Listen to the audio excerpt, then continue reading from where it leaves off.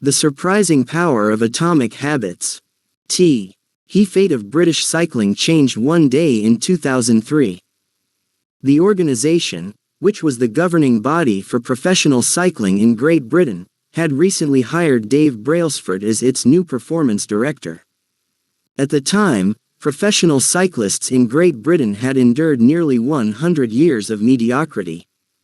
Since 1908, British riders had won just a single gold medal at the Olympic Games, and they had fared even worse in cycling's biggest race, the Tour de France. In 110 years, no British cyclist had ever won the event.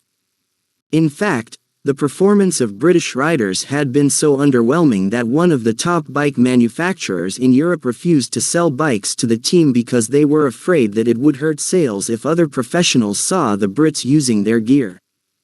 Brailsford had been hired to put British cycling on a new trajectory. What made him different from previous coaches was his relentless commitment to a strategy that he referred to as the aggregation of marginal gains, which was the philosophy of searching for a tiny margin of improvement in everything you do.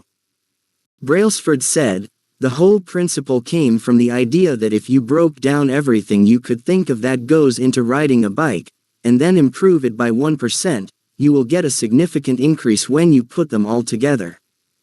Brailsford and his coaches began by making small adjustments you might expect from a professional cycling team. They redesigned the bike seats to make them more comfortable and rubbed alcohol on the tires for a better grip. They asked riders to wear electrically heated overshorts to maintain ideal muscle temperature while riding and used biofeedback sensors to monitor how each athlete responded to a particular workout. The team tested various fabrics in a wind tunnel and had their outdoor riders switch to indoor racing suits, which proved to be lighter and more aerodynamic. But they didn't stop there. Brailsford and his team continued to find 1% improvements in overlooked and unexpected areas. They tested different types of massage gels to see which one led to the fastest muscle recovery. They hired a surgeon to teach each rider the best way to wash their hands to reduce the chances of catching a cold. They determined the type of pillow and mattress that led to the best night's sleep for each rider. They even painted the inside of the team truck white, which helped them spot little bits of dust that would normally slip by unnoticed but could degrade the performance of the finely tuned bikes. As these and hundreds of other small improvements accumulated, the results came faster than anyone could have imagined. Just 5 years after Brailsford took over, the British cycling team dominated the road and track cycling events at the 2008 Olympic Games in Beijing, where they won an astounding 60% of the gold medals available. 4 years later, when the Olympic Games came to London, the Brits raised the bar as they set 9 Olympic records and 7 world records.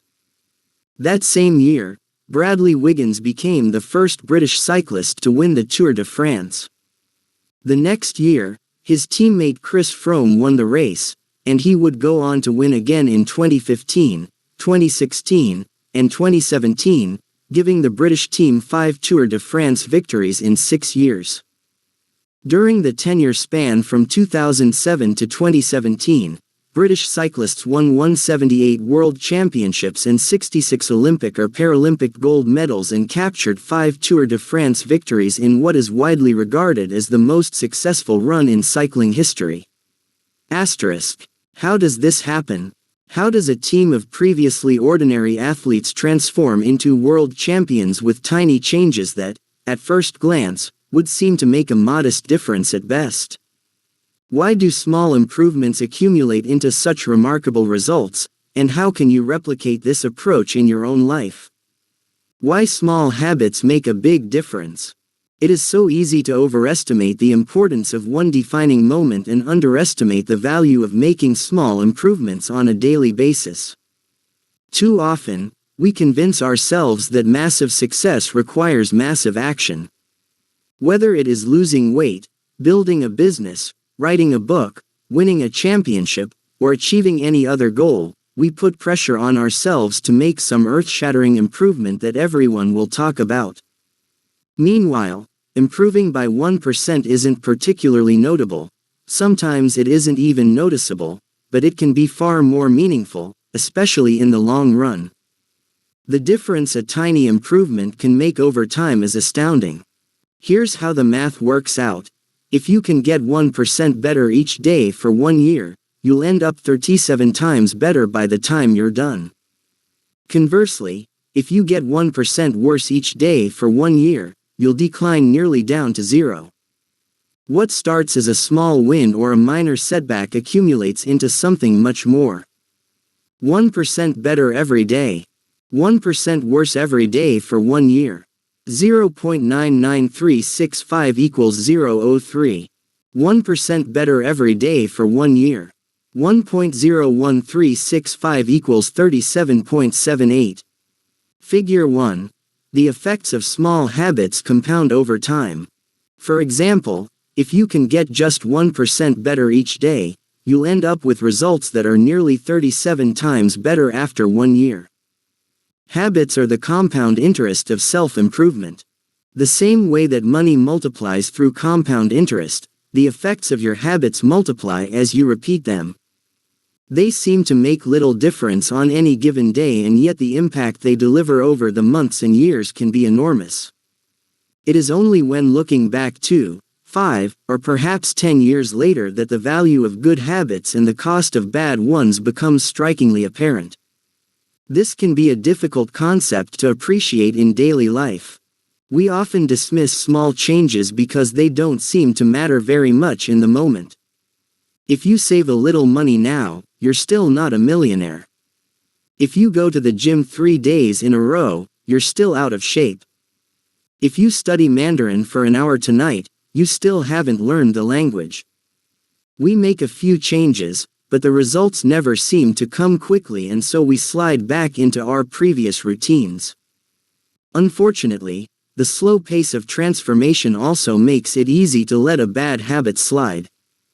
If you eat an unhealthy meal today, the scale doesn't move much. If you work late tonight and ignore your family, they will forgive you. If you procrastinate and put your project off until tomorrow, there will usually be time to finish it later. A single decision is easy to dismiss. But when we repeat 1% errors, day after day, by replicating poor decisions, duplicating tiny mistakes, and rationalizing little excuses, our small choices compound into toxic results. It's the accumulation of many missteps, a 1% decline here and there, that eventually leads to a problem.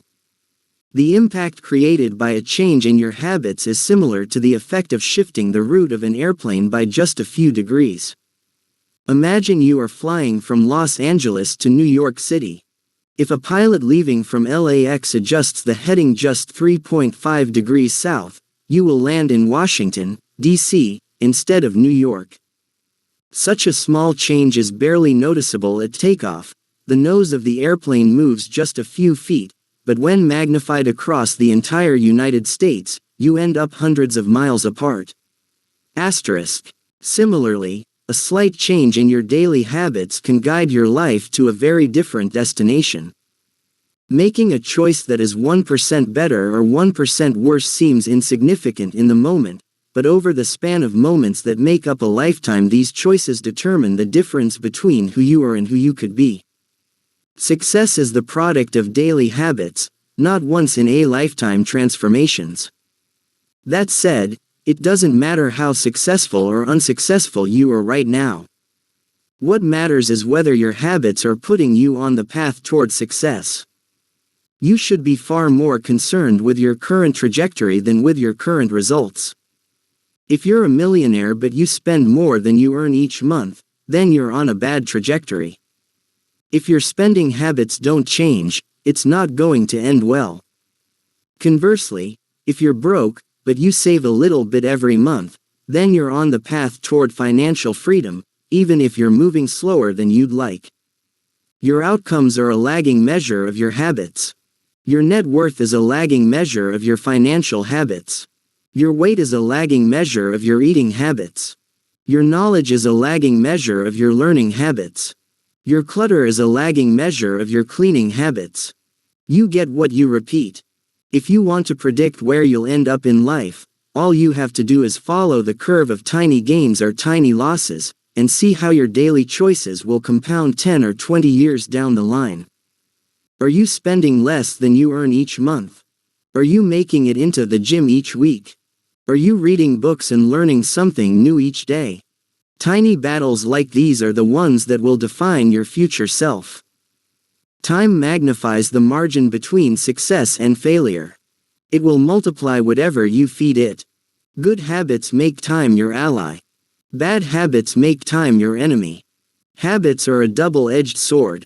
Bad habits can cut you down just as easily as good habits can build you up, which is why understanding the details is crucial. You need to know how habits work and how to design them to your liking, so you can avoid the dangerous half of the blade. Your habits can compound for you or against you. Positive compounding. Productivity compounds.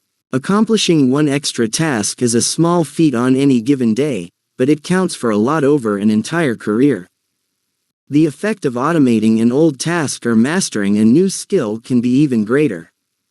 The more tasks you can handle without thinking, the more your brain is free to focus on other areas. Knowledge compounds. Learning one new idea won't make you a genius, but a commitment to lifelong learning can be transformative. Furthermore, each book you read not only teaches you something new but also opens up different ways of thinking about old ideas. As Warren Buffett says, that's how knowledge works. It builds up, like compound interest. Relationships compound. People reflect your behavior back to you. The more you help others, the more others want to help you. Being a little bit nicer in each interaction can result in a network of broad and strong connections over time. Negative compounding. Stress compounds. The frustration of a traffic jam. The weight of parenting responsibilities. The worry of making ends meet. The strain of slightly high blood pressure. By themselves, these common causes of stress are manageable. But when they persist for years, little stresses compound into serious health issues. Negative thoughts compound. The more you think of yourself as worthless, stupid, or ugly, the more you condition yourself to interpret life that way. You get trapped in a thought loop. The same is true for how you think about others. Once you fall into the habit of seeing people as angry, unjust, or selfish, you see those kind of people everywhere. Outrage compounds. Riots, protests, and mass movements are rarely the result of a single event. Instead, a long series of microaggressions and daily aggravations slowly multiply until one event tips the scales and outrage spreads like wildfire. What progress is really like? Imagine that you have an ice cube sitting on the table in front of you. The room is cold and you can see your breath. It is currently 25 degrees. Ever so slowly, the room begins to heat up. 26 degrees. 27. 28. The ice cube is still sitting on the table in front of you. 29 degrees. 30. 31. Still, nothing has happened. Then, 32 degrees. The ice begins to melt. A 1-degree shift, seemingly no different from the temperature increases before it, has unlocked a huge change. Breakthrough moments are often the result of many previous actions, which build up the potential required to unleash a major change. This pattern shows up everywhere. Cancer spends 80% of its life undetectable, then takes over the body in months. Bamboo can barely be seen for the first 5 years as it builds extensive root systems underground before exploding 90 feet into the air within 6 weeks. Similarly, habits often appear to make no difference until you cross a critical threshold and unlock a new level of performance. In the early and middle stages of any quest, there is often a valley of disappointment. You expect to make progress in a linear fashion, and it's frustrating how ineffective changes can seem during the first days, weeks, and even months. It doesn't feel like you are going anywhere. It's a hallmark of any compounding process. The most powerful outcomes are delayed. This is one of the core reasons why it is so hard to build habits that last. People make a few small changes, fail to see a tangible result, and decide to stop. You think, I've been running every day for a month, so why can't I see any change in my body? Once this kind of thinking takes over, it's easy to let good habits fall by the wayside. But in order to make a meaningful difference, habits need to persist long enough to break through this plateau, what I call the plateau of latent potential. If you find yourself struggling to build a good habit or break a bad one, it is not because you have lost your ability to improve. It is often because you have not yet crossed the plateau of latent potential. Complaining about not achieving success despite working hard is like complaining about an ice cube not melting when you heated it from 25 to 31 degrees. Your work was not wasted, it is just being stored. All the action happens at 32 degrees. When you finally break through the plateau of latent potential, people will call it an overnight success. The outside world only sees the most dramatic event rather than all that preceded it. But you know that it's the work you did long ago, when it seemed that you weren't making any progress, that makes the jump today possible. It is the human equivalent of geological pressure. Two tectonic plates can grind against one another for millions of years, the tension slowly building all the while. Then, one day, they rub each other once again, in the same fashion they have for ages, but this time the tension is too great. An earthquake erupts. Change can take years, before it happens all at once. Mastery requires patience. The San Antonio Spurs, one of the most successful teams in NBA history, have a quote from social reformer Jacob Riis hanging in their locker room. When nothing seems to help, I go and look at a stonecutter hammering away at his rock, perhaps 100 times without as much as a crack showing in it. Yet at the 101st blow it will split in two, and I know it was not that last blow that did it, but all that had gone before. The plateau of latent potential. Figure 2. We often expect progress to be linear. At the very least, we hope it will come quickly. In reality, the results of our efforts are often delayed. It is not until months or years later that we realize the true value of the previous work we have done. This can result in a valley of disappointment, where people feel discouraged after putting in weeks or months of hard work without experiencing any results. However, this work was not wasted. It was simply being stored. It is not until much later that the full value of previous efforts is revealed. All big things come from small beginnings. The seed of every habit is a single, tiny decision. But as that decision is repeated, a habit sprouts and grows stronger. Roots entrench themselves and branches grow. The task of breaking a bad habit is like uprooting a powerful oak within us. And the task of building a good habit is like cultivating a delicate flower one day at a time.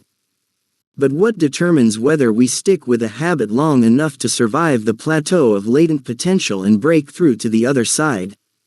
What is it that causes some people to slide into unwanted habits and enables others to enjoy the compounding effects of good ones?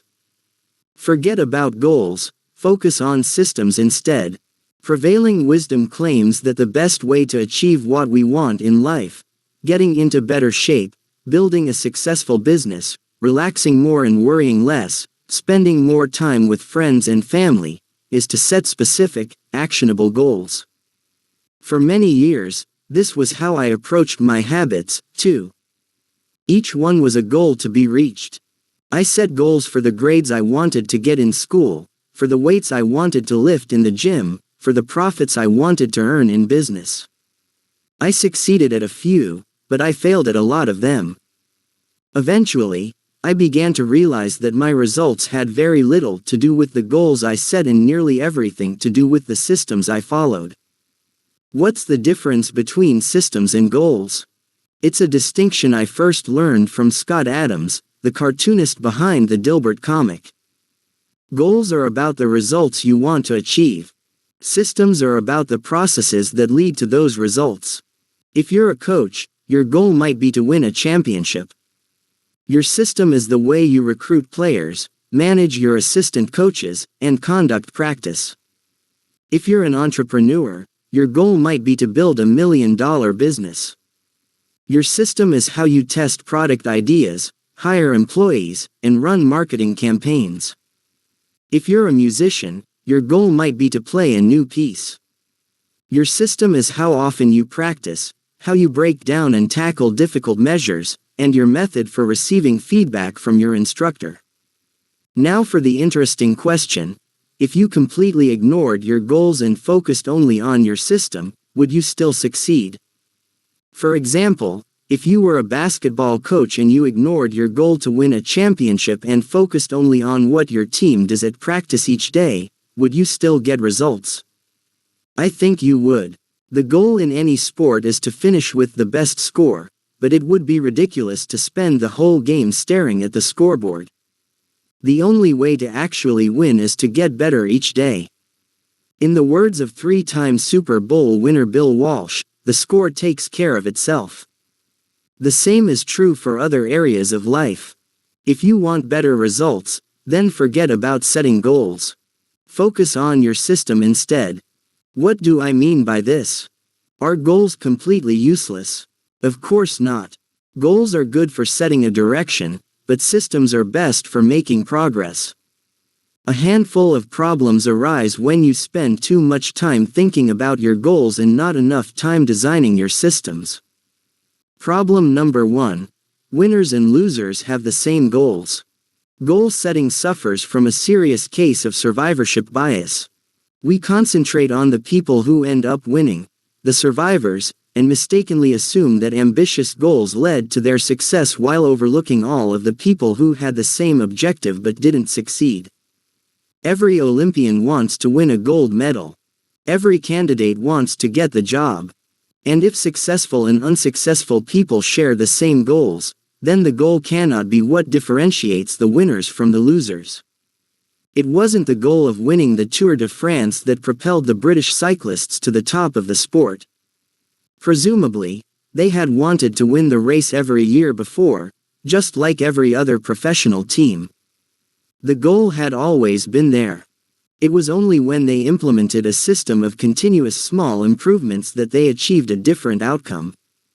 Problem number 2. Achieving a goal is only a momentary change. Imagine you have a messy room and you set a goal to clean it. If you summon the energy to tidy up, then you will have a clean room, for now.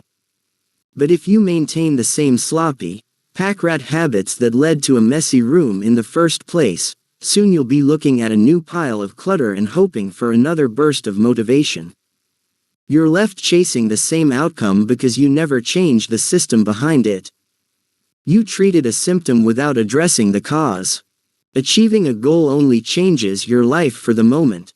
That's the counterintuitive thing about improvement. We think we need to change our results, but the results are not the problem.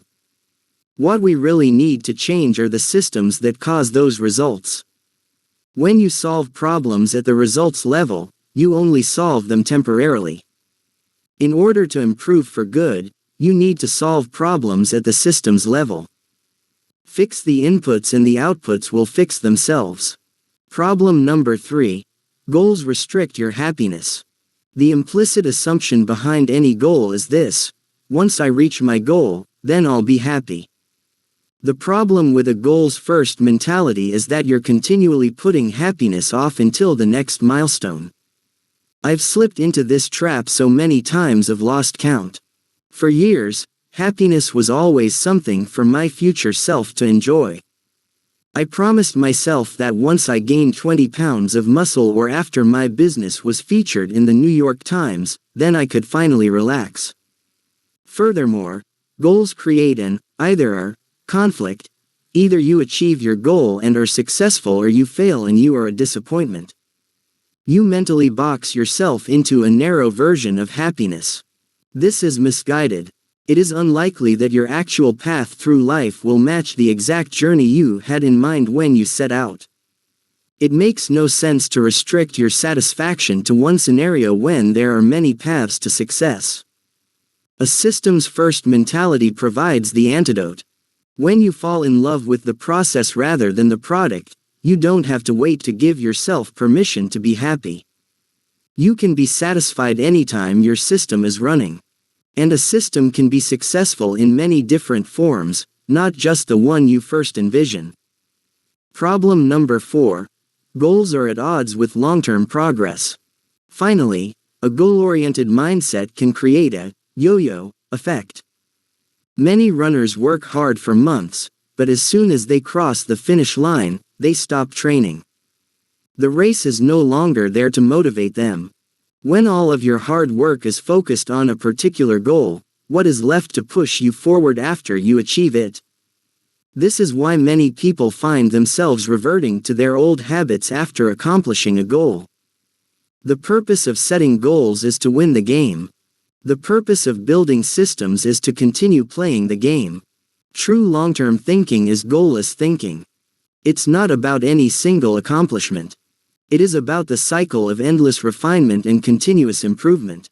Ultimately, it is your commitment to the process that will determine your progress. A system of atomic habits. If you're having trouble changing your habits, the problem isn't you. The problem is your system. Bad habits repeat themselves again and again, not because you don't want to change, but because you have the wrong system for change. You do not rise to the level of your goals. You fall to the level of your systems. Focusing on the overall system, rather than a single goal, is one of the core themes of this book. It is also one of the deeper meanings behind the word atomic. By now, you've probably realized that an atomic habit refers to a tiny change, a marginal gain, a 1% improvement. But atomic habits are not just any old habits, however small. They are little habits that are part of a larger system. Just as atoms are the building blocks of molecules, atomic habits are the building blocks of remarkable results.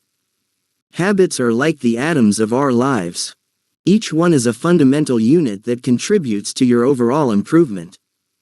At first, these tiny routines seem insignificant, but soon they build on each other and fuel bigger wins that multiply to a degree that far outweighs the cost of their initial investment. They are both small and mighty.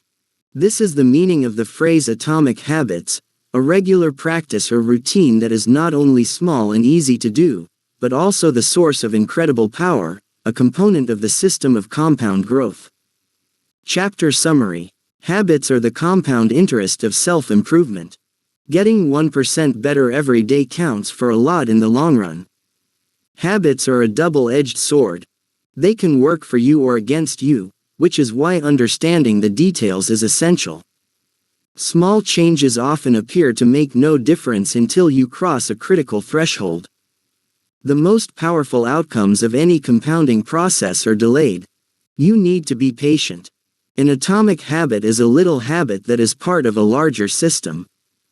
Just as atoms are the building blocks of molecules, atomic habits are the building blocks of remarkable results. If you want better results, then forget about setting goals. Focus on your system instead. You do not rise to the level of your goals. You fall to the level of your systems. 2. How your habits shape your identity and vice versa. Why is it so easy to repeat bad habits and so hard to form good ones? Few things can have a more powerful impact on your life than improving your daily habits. And yet it is likely that this time next year you'll be doing the same thing rather than something better. It often feels difficult to keep good habits going for more than a few days, even with sincere effort and the occasional burst of motivation. Habits like exercise, meditation, journaling, and cooking are reasonable for a day or two and then become a hassle. However, once your habits are established, they seem to stick around forever, especially the unwanted ones. Despite our best intentions, unhealthy habits like eating junk food, watching too much television, procrastinating, and smoking can feel impossible to break. Changing our habits is challenging for two reasons. 1. We try to change the wrong thing, and 2. We try to change our habits in the wrong way. In this chapter, I'll address the first point. In the chapters that follow, I'll answer the second. Our first mistake is that we try to change the wrong thing. To understand what I mean, consider that there are 3 levels at which change can occur. You can imagine them like the layers of an onion. 3 layers of behavior change. Figure 3. There are 3 layers of behavior change: a change in your outcomes, a change in your processes, or a change in your identity. The first layer is changing your outcomes. This level is concerned with changing your results: losing weight, publishing a book, winning a championship. Most of the goals you set are associated with this level of change. The second layer is changing your process. This level is concerned with changing your habits and systems, implementing a new routine at the gym, decluttering your desk for better workflow, developing a meditation practice. Most of the habits you build are associated with this level. The third and deepest layer is changing your identity. This level is concerned with changing your beliefs, your worldview, your self-image, your judgments about yourself and others. Most of the beliefs, assumptions, and biases you hold are associated with this level. Outcomes are about what you get. Processes are about what you do. Identity is about what you believe. When it comes to building habits that last, when it comes to building a system of 1% improvements, the problem is not that one level is better or worse than another. All levels of change are useful in their own way. The problem is the direction of change. Many people begin the process of changing their habits by focusing on what they want to achieve. This leads us to outcome-based habits. The alternative is to build identity-based habits. With this approach, we start by focusing on who we wish to become. Outcome-based habits. Identity-based habits. Figure 4. With outcome-based habits, the focus is on what you want to achieve. With identity-based habits, the focus is on who you wish to become. Imagine 2 people resisting a cigarette. When offered a smoke, the first person says, "No thanks. I'm trying to quit." It sounds like a reasonable response, but this person still believes they are a smoker who is trying to be something else. They are hoping their behavior will change while carrying around the same beliefs. The second person declines by saying, "No thanks. I'm not a smoker." It's a small difference, but this statement signals a shift in identity. Smoking was part of their former life, not their current one. They no longer identify as someone who smokes. Most people don't even consider identity change when they set out to improve.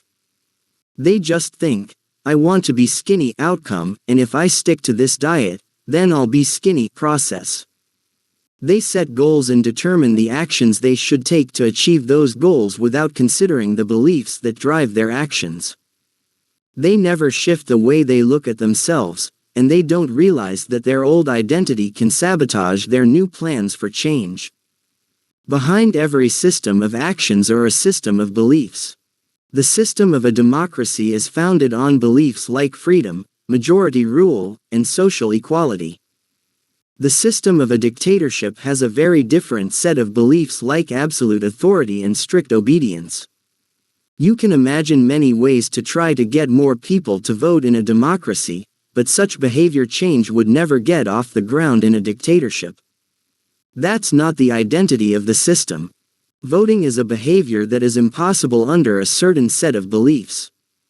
A similar pattern exists whether we are discussing individuals, organizations, or societies. There are a set of beliefs and assumptions that shape the system, an identity behind the habits. Behavior that is incongruent with the self will not last. You may want more money, but if your identity is someone who consumes rather than creates, then you'll continue to be pulled towards spending rather than earning. You may want better health, but if you continue to prioritize comfort over accomplishment, you'll be drawn to relaxing rather than training. It's hard to change your habits if you never change the underlying beliefs that led to your past behavior. You have a new goal and a new plan, but you haven't changed who you are. The story of Brian Clark, an entrepreneur from Boulder, Colorado, provides a good example. For as long as I can remember, I've chewed my fingernails, Clark told me. It started as a nervous habit when I was young, and then morphed into an undesirable grooming ritual. One day, I resolved to stop chewing my nails until they grew out a bit. Through mindful willpower alone, I managed to do it. Then, Clark did something surprising. I asked my wife to schedule my first ever manicure, he said.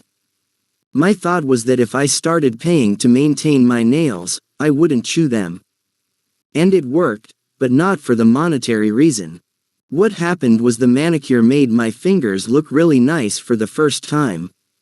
The manicurist even said that, other than the chewing, I had really healthy, attractive nails.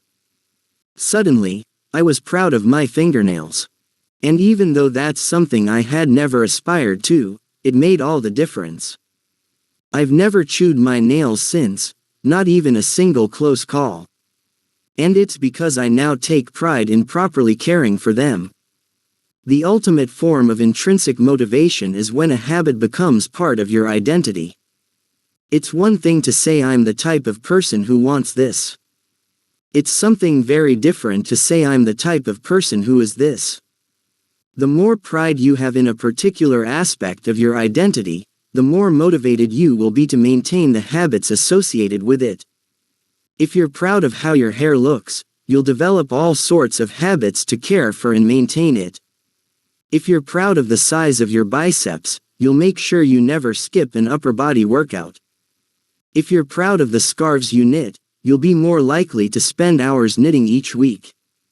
Once your pride gets involved, you'll fight tooth and nail to maintain your habits.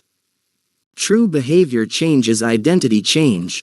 You might start a habit because of motivation, but the only reason you'll stick with one is that it becomes part of your identity. Anyone can convince themselves to visit the gym or eat healthy once or twice, but if you don't shift the belief behind the behavior, then it is hard to stick with long-term changes.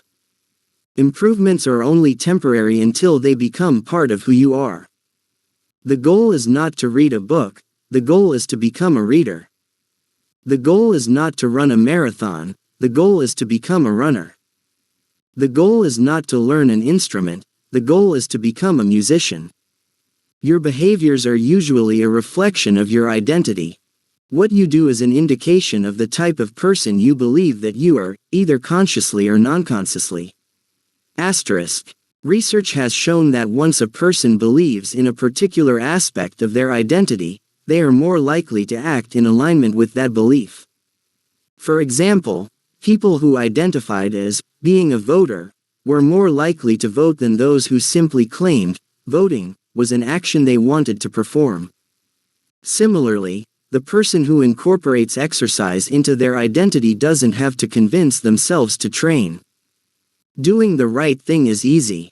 After all, when your behavior and your identity are fully aligned, you are no longer pursuing behavior change. You are simply acting like the type of person you already believe yourself to be. Like all aspects of habit formation, this, too, is a double-edged sword. When working for you, identity change can be a powerful force for self-improvement. When working against you, though, identity change can be a curse. Once you have adopted an identity, it can be easy to let your allegiance to it impact your ability to change. Many people walk through life in a cognitive slumber, blindly following the norms attached to their identity. I'm terrible with directions. I'm not a morning person. I'm bad at remembering people's names. I'm always late. I'm not good with technology. I'm horrible at math. And 1,000 other variations. When you have repeated a story to yourself for years, it is easy to slide into these mental grooves and accept them as a fact. In time, you begin to resist certain actions because, that's not who I am. There is internal pressure to maintain your self-image and behave in a way that is consistent with your beliefs. You find whatever way you can to avoid contradicting yourself. The more deeply a thought or action is tied to your identity, the more difficult it is to change it. It can feel comfortable to believe what your culture believes, group identity, or to do what upholds your self-image, personal identity, even if it's wrong. The biggest barrier to positive change at any level, individual, team, society, is identity conflict. Good habits can make rational sense, but if they conflict with your identity, you will fail to put them into action. On any given day, you may struggle with your habits because you're too busy or too tired or too overwhelmed or hundreds of other reasons. Over the long run, however, the real reason you fail to stick with habits is that your self-image gets in the way. This is why you can't get too attached to one version of your identity. Progress requires unlearning. Becoming the best version of yourself requires you to continuously edit your beliefs, and to upgrade and expand your identity. This brings us to an important question: if your beliefs and worldview play such an important role in your behavior, where do they come from in the first place? How, exactly, is your identity formed? And how can you emphasize new aspects of your identity that serve you and gradually erase the pieces that hinder you? The two-step process to changing your identity. Your identity emerges out of your habits. You are not born with preset beliefs.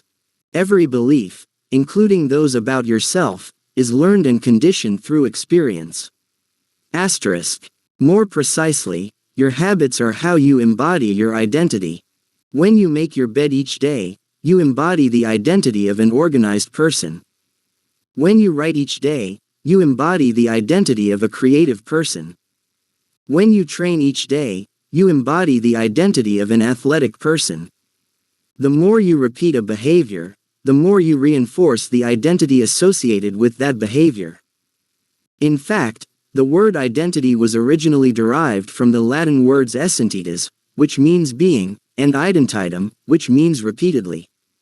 Your identity is literally your repeated beingness. Whatever your identity is right now, you only believe it because you have proof of it. If you go to church every Sunday for 20 years, you have evidence that you are religious.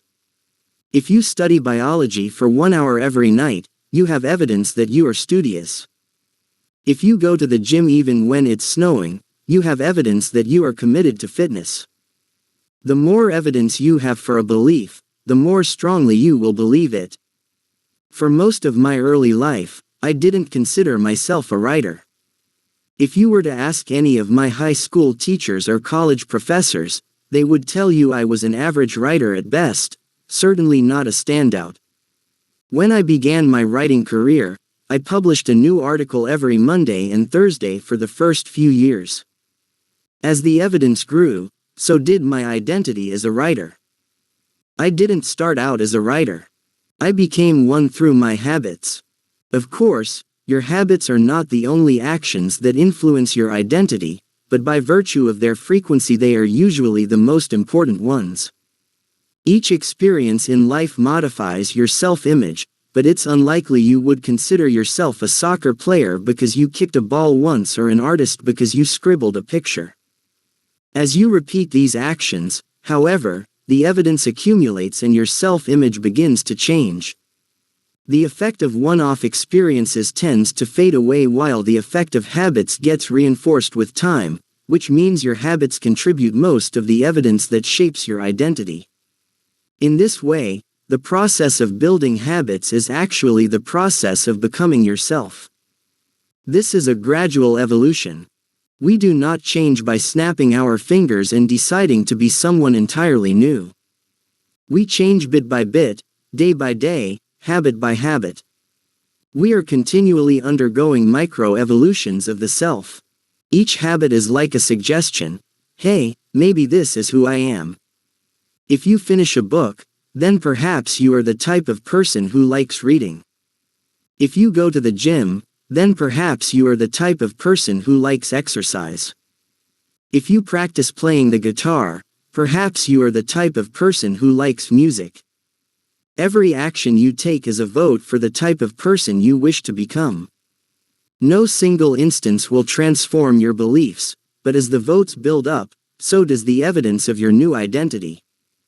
This is one reason why meaningful change does not require radical change. Small habits can make a meaningful difference by providing evidence of a new identity. And if a change is meaningful, it actually is big. That's the paradox of making small improvements. Putting this all together, you can see that habits are the path to changing your identity. The most practical way to change who you are is to change what you do. Each time you write a page, you are a writer. Each time you practice the violin, you are a musician. Each time you start a workout, you are an athlete. Each time you encourage your employees, you are a leader. Each habit not only gets results but also teaches you something far more important: to trust yourself. You start to believe you can actually accomplish these things. When the votes mount up and the evidence begins to change, the story you tell yourself begins to change as well. Of course, it works the opposite way, too. Every time you choose to perform a bad habit, it's a vote for that identity. The good news is that you don't need to be perfect. In any election, there are going to be votes for both sides. You don't need a unanimous vote to win an election, you just need a majority.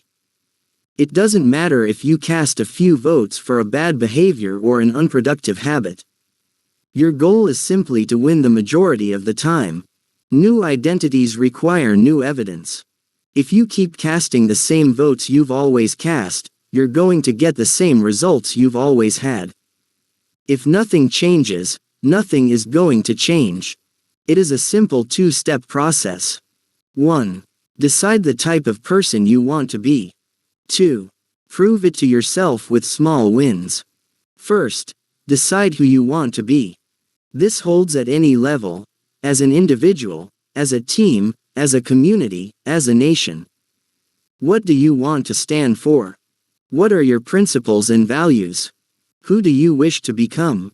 These are big questions, and many people aren't sure where to begin, but they do know what kind of results they want: to get six-pack abs or to feel less anxious or to double their salary. That's fine. Start there and work backward from the results you want to the type of person who could get those results. Ask yourself, who is the type of person that could get the outcome I want? Who is the type of person that could lose 40 pounds? Who is the type of person that could learn a new language? Who is the type of person that could run a successful startup? For example, who is the type of person who could write a book? It's probably someone who is consistent and reliable. Now your focus shifts from writing a book, outcome-based, to being the type of person who is consistent and reliable, identity-based. This process can lead to beliefs like, I'm the kind of teacher who stands up for her students. I'm the kind of doctor who gives each patient the time and empathy they need. I'm the kind of manager who advocates for her employees. Once you have a handle on the type of person you want to be, you can begin taking small steps to reinforce your desired identity. I have a friend who lost over 100 pounds by asking herself, what would a healthy person do? All day long, she would use this question as a guide. Would a healthy person walk or take a cab? Would a healthy person order a burrito or a salad? She figured if she acted like a healthy person long enough, eventually she would become that person. She was right. The concept of identity-based habits is our first introduction to another key theme in this book: feedback loops. Your habits shape your identity, and your identity shapes your habits. It's a two-way street. The formation of all habits is a feedback loop, a concept we will explore in depth in the next chapter, but it's important to let your values, principles, and identity drive the loop rather than your results.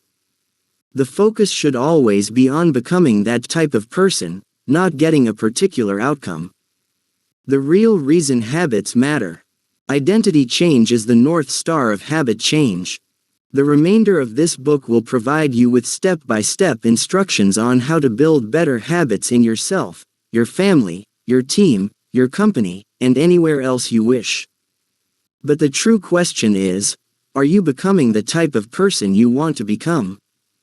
The first step is not what or how, but who. You need to know who you want to be. Otherwise, your quest for change is like a boat without a rudder. And that's why we are starting here. You have the power to change your beliefs about yourself. Your identity is not set in stone. You have a choice in every moment. You can choose the identity you want to reinforce today with the habits you choose today. And this brings us to the deeper purpose of this book and the real reason habits matter. Building better habits isn't about littering your day with life hacks. It's not about flossing one tooth each night or taking a cold shower each morning or wearing the same outfit each day. It's not about achieving external measures of success like earning more money, losing weight, or reducing stress. Habits can help you achieve all of these things, but fundamentally they are not about having something. They are about becoming someone. Ultimately, your habits matter because they help you become the type of person you wish to be. They are the channel through which you develop your deepest beliefs about yourself. Quite literally, you become your habits. Chapter summary. There are 3 levels of change: outcome change, process change, and identity change. The most effective way to change your habits is to focus not on what you want to achieve, but on who you wish to become. Your identity emerges out of your habits. Every action is a vote for the type of person you wish to become. Becoming the best version of yourself requires you to continuously edit your beliefs, and to upgrade and expand your identity. The real reason habits matter is not because they can get you better results, although they can do that, but because they can change your beliefs about yourself. 3. How to build better habits in 4 simple steps. In 1898, a psychologist named Edward Thorndike conducted an experiment that would lay the foundation for our understanding of how habits form and the rules that guide our behavior. Thorndike was interested